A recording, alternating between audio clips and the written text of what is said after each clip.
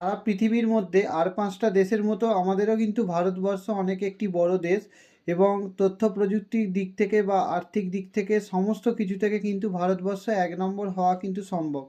তার জন্য ভারতবর্ষের কিন্তু পরিকাঠামো আরও সুন্দর করতে হবে এবং সমস্ত ক্ষেত্রে ভারতবর্ষকে স্ট্রং করতে গেলে কিন্তু ভারতবর্ষের যেমন প্রযুক্তিগত দিক থেকেও ডেভেলপমেন্ট করার দরকার আছে, তেমনি ভারতের যে সামরিক বাহিনী বা প্রতিরক্ষা, যেটা প্রতিরক্ষাটাকেও কিন্তু ভারতবর্ষের আরও স্ট্রং করতে হবে এবং সমস্ত ক্ষেত্রে সর্বস্তরের সমস্ত মানুষদের কিন্তু আর্থিক জায়গাটাকে মানুষকে কিন্তু স্ট্রং করতে হবে।